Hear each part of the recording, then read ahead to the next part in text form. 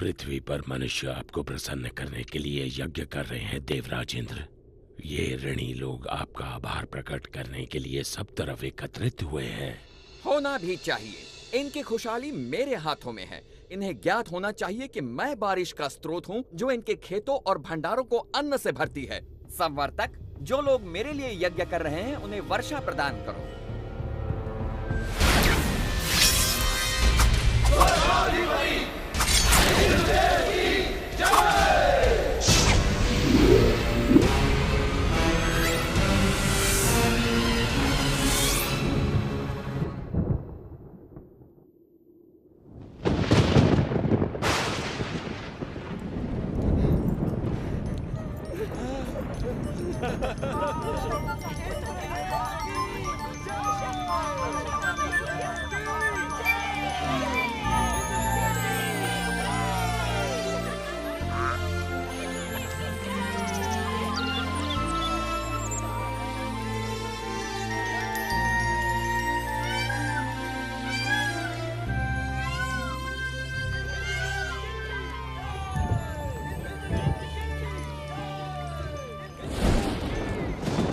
पृथ्वी से आ रहे इस कोलाहल को सुनिए देवराज इंद्र।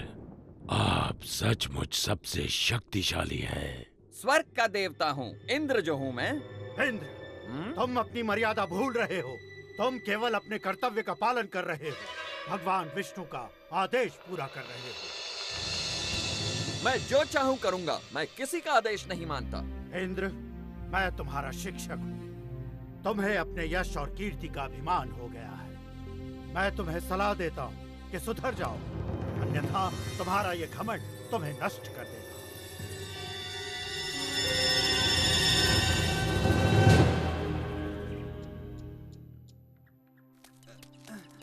संभाल के ले चलना।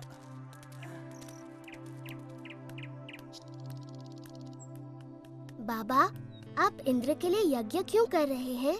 हमें इंद्र को प्रसन्न करने के लिए हर साल ये यज्ञ करना ही पड़ता है ताकि वो हमें बारिश दें। वैसे ही जैसे हर वर्ष हमें महाराज कंस को कर चुकाना पड़ता है। अरे नहीं बच्चों, इंद्र देव बुरे नहीं हैं। वो तो बारिश के देवता हैं। पानी जीवन के लिए अति आवश्यक होता है, इसीलिए हम हर साल यज्ञ के द्वारा इंद्र देव की पूजा करते हैं। परंतु बाबा, वो तो उनका कर्तव्य है। वो तो भगवान विष्णु के आदेश का पालन कर रहे हैं। देखो कृष्णा, ये बहुत पुरानी प्रथा है और हमें इसे तोड़ना नहीं चाहिए।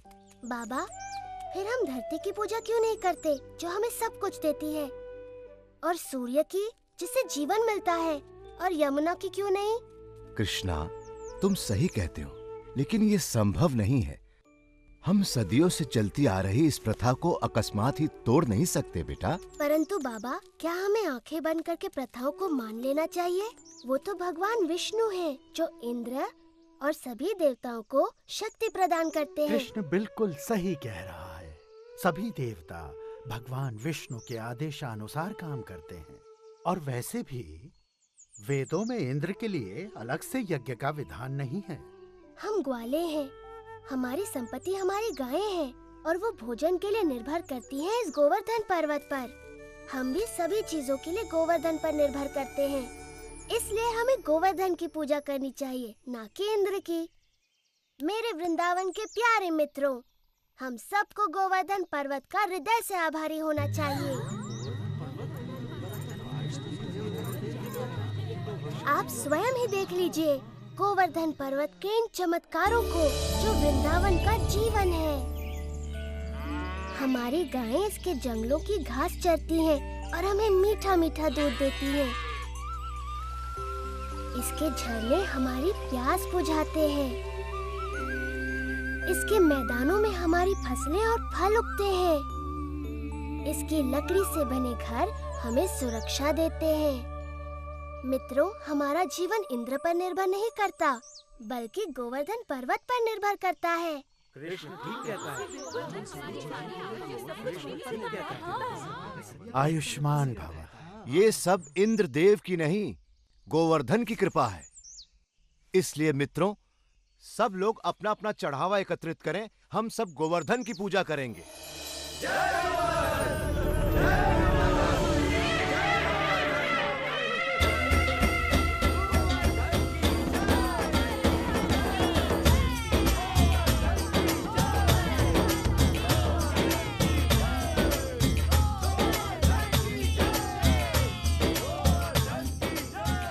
मैं गोवर्धन हूँ। मैं तुम्हारी प्रार्थना से बहुत प्रसन्न हूँ। अगर तुम सभी अपने पशुओं के साथ मेरी परिक्रमा करोगे तो मैं बहुत प्रसन्न होऊंगा।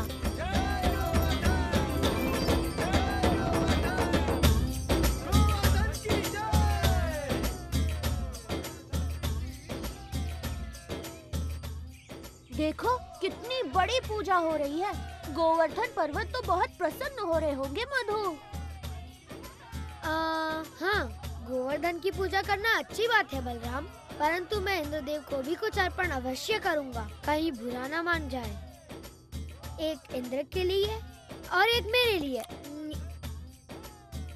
2 इंद्र के लिए, 2 मेरे लिए।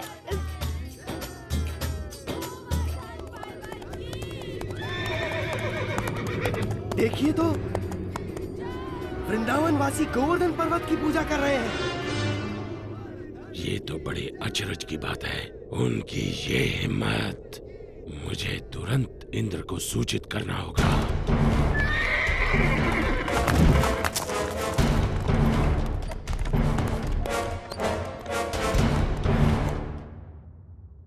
आओ आओ संवर्तक, मेरे साथ मेरे भक्तों द्वारा चढ़ाए गए चढ़ावे का आनंद लो।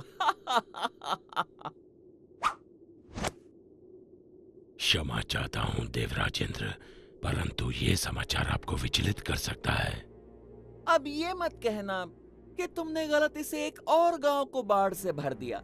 ये बात मन से निकाल दो। मुझे डर है कि आप इस समाचार से बहुत क्रोधित हो जाएंगे। देवराज, वृंदावन गांव के वासियों ने आपकी बजाय गोवर्धन पर्वत की पूजा शुरू कर दी है। क्या? गोवर्धन पर्वत की? उन्होंने मेरी पूजा ना करके मिट्टी के ढेर की पूजा की? वो ऐसा कैसे कर सकते हैं संवर्तक, वो भी मुझसे बारिश का उपहार पाने के बाद? ऐसा सुना है कि वो एक नादान लड़के के बहकावे में आ गए हैं। उपहास मत करो संवर्तक। क्षमा चाहता हूँ देवराज, लेकिन यही सच है। नंद के पुत्र कृष्ण ने अपनी चमत्कारी शक्तियों का प्रयोग करके वृंदावन के वासियों को बहका लिया है। अच्छा, उन्होंने मेरा आदेश मानने के बजाय एक नादान की बातों को माना। इन लोगों का दिमाग खराब हो गया है। देखना अब इन पर मेरा कहर बरसेगा। सुनो संवर्तक।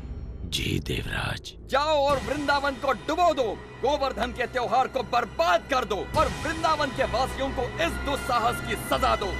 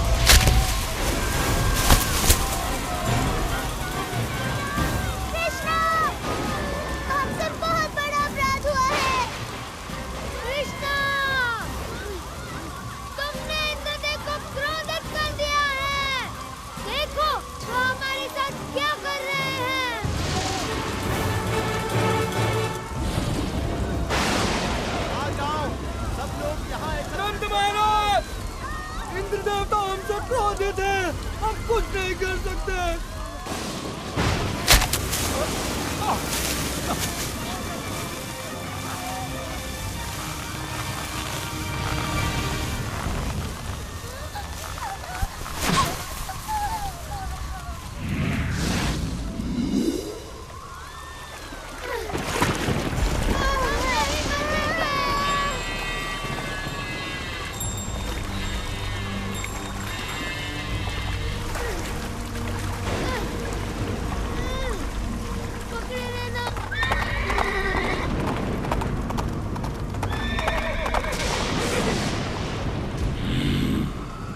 वृंदावन के लोग अब जल्द ही उस लड़के की बात सुनने पर पछताएंगे। इंद्रदेव हम सभी का विनाश करने पर तुले हैं। कुछ करिए नंद महाराज। मेरे प्यारे कृष्ण, मैं जानता हूँ तुम हमारा हित ही चाहते थे, लेकिन तुमने इंद्रदेव को कुपित कर दिया।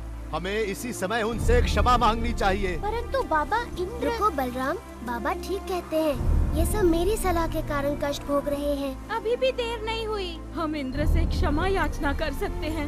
रुको, कृष्ण कभी भी हम पे या हमारे वृंदावन पे आंच नहीं आने देगा, कभी नहीं। आपने सच कहा माँ। आप सब के लिए मेरा प्रेम इंद्र की इस दुष्टता से बहुत बड़ा है। वृंदावन की रक्षा मैं अवश्य करूँगा। कृष्णा, मेरे बच्चे।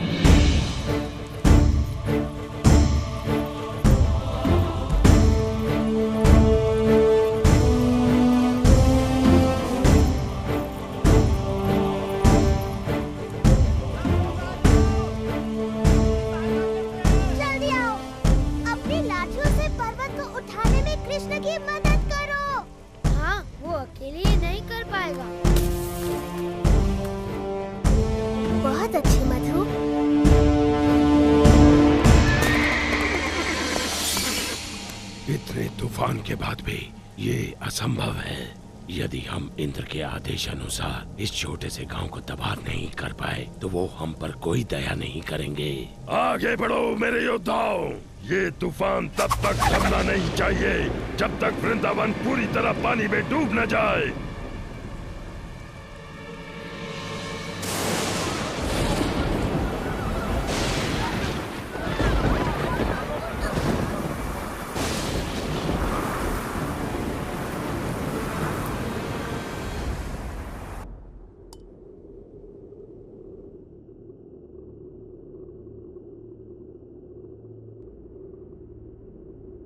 देवराज, आओ संवर्तक, बहुत थके हुए लग रहे हो। बैठ जाओ और सब विस्तार पूर्वक सुनाओ। बताओ, क्या तुम्हारे तूफान के बाद भी वृंदावन का कोई चिन्ह बचा है?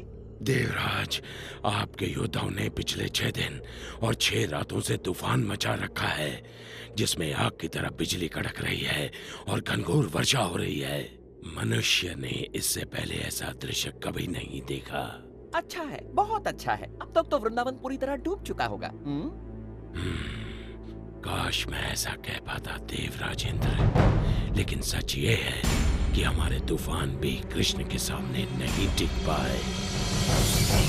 मेरे तूफानी योद्धा एक बच्चे से परास्त हो गए।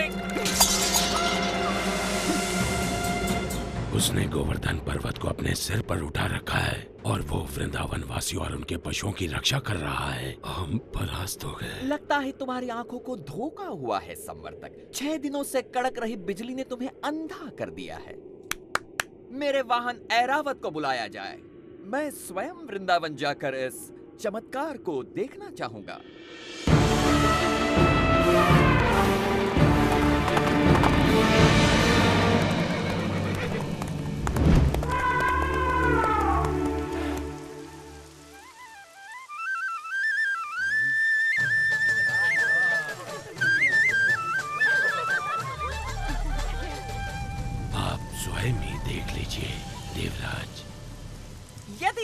अपने आप को भगवान समझता है तो अब वो ये जान जाएगा कि कौन शक्तिशाली है, वो या फिर इंद्र।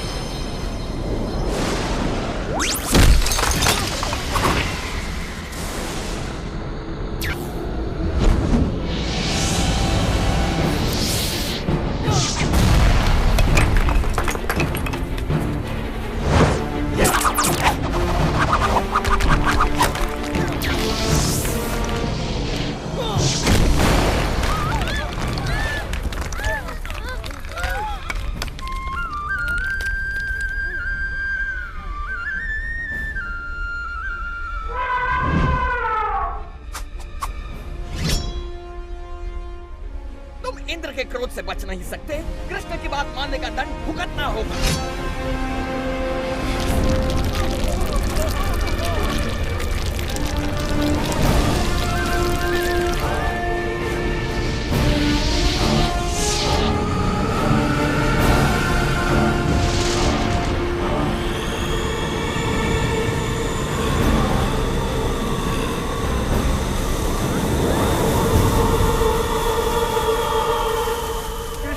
कृष्णा हमारी रक्षा करो।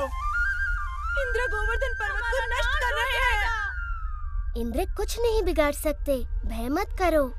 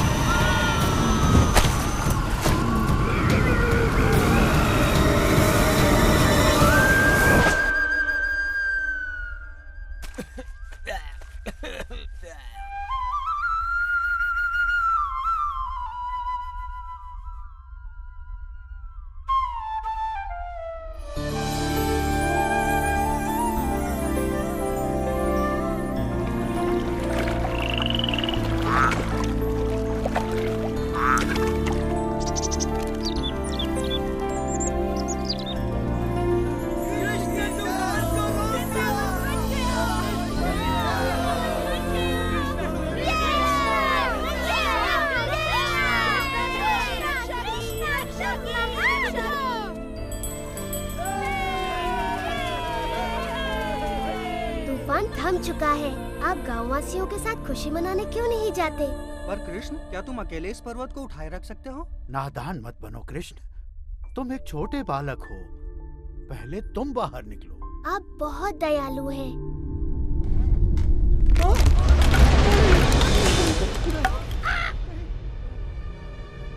आप सचमुच चाहते हैं मैं पहले चला जाऊं? नहीं, रुको, मुझे छोड़कर मत जाओ।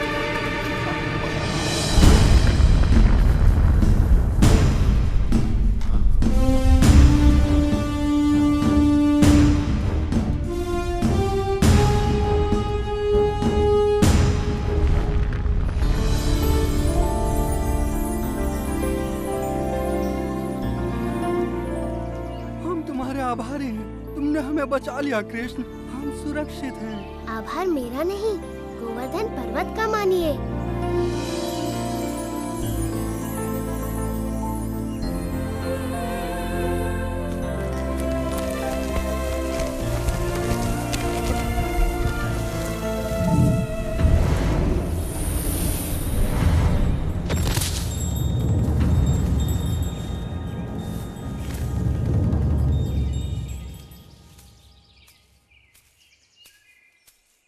देवराज इंद्र, मैंने देखा आप मुझसे कितना स्नेह करते हैं। अन्यथा मेरे प्रतिकार के बाद भी आप मुझसे मिलने यहाँ क्यों आते? कृष्ण, प्रतिकार तो मैंने किया है आपका। मैंने बहुत बड़ी मूर्खता की। भूल गया था कि मुझे शक्तियाँ आप ही से प्राप्त होती हैं। मैं सदैव आपका सेवक रहूंगा। मैं आपसे क्षमा मांगता हूँ। देवराज, आपको अपनी शक्ति का बहुत अभिमान हो गया था और ऐसा मैंने इसलिए किया ताकि आपका अभिमान तोड़ सकूं। जाइए, मैं आपको क्षमा करता हूँ।